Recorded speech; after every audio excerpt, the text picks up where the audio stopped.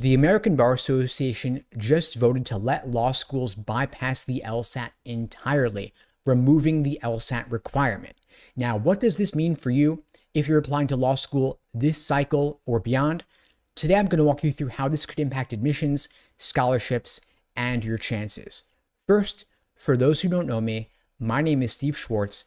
I've been teaching the LSAT since 2005, and I personally increased my own LSAT score from a 152 to a 175. Now, this change probably won't impact admissions this cycle, but in the longer term, it could lead to the biggest change in how admissions decisions are rendered in the last 25 years. Here's what's new.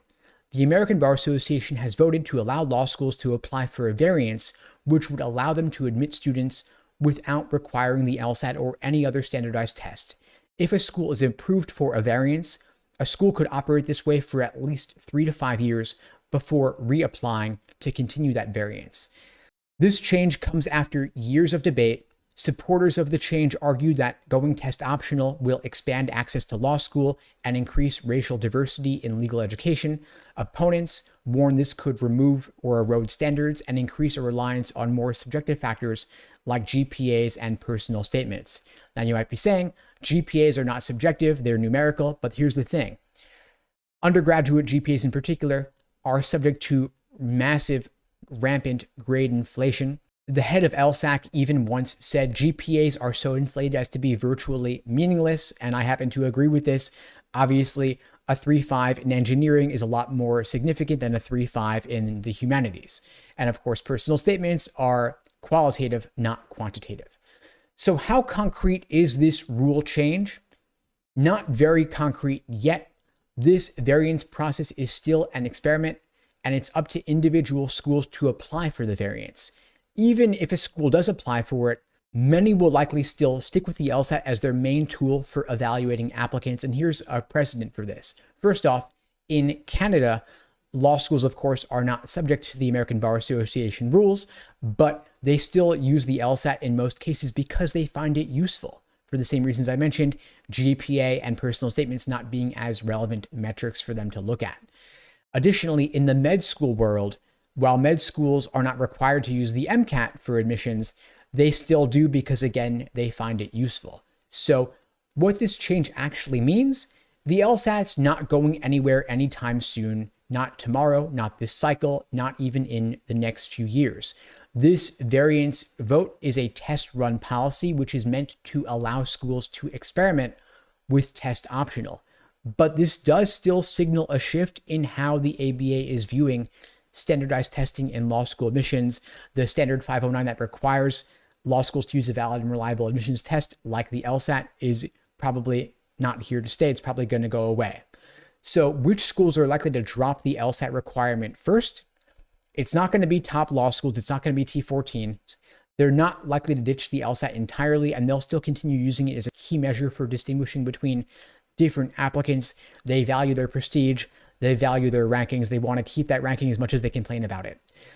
The lower ranked schools may also keep the LSAT because it helps them determine which applicants are likely to pass the bar exam. These schools do not want to risk their ABA accreditation. So schools in the middle, I'm talking here schools ranked, say, 51 to 100, may be the first to experiment with test optional admissions. Schools like Arizona, for example, have been pretty open to experimentation. They may be the first to go for this variance.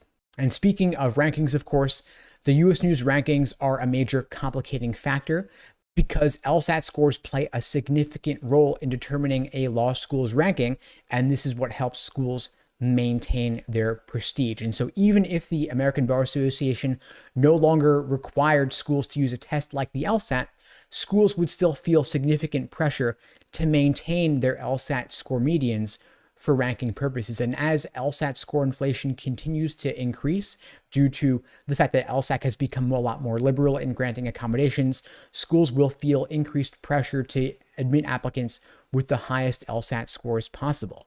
And of course, the LSAT still matters a great deal for not only getting into law school, but also getting you significant scholarship money merit-based scholarships are the best way for applicants to typically avoid taking on significant law school debt. And so if you don't apply with an LSAT score, you're missing out on significant financial aid opportunities. And the thing is, your GPA is probably pretty fixed at this point in time, especially if you are looking at the LSAT, you're probably a senior in college, if not a recent college graduate or beyond. And so your GPA is probably close to set in stone, if not entirely set in stone.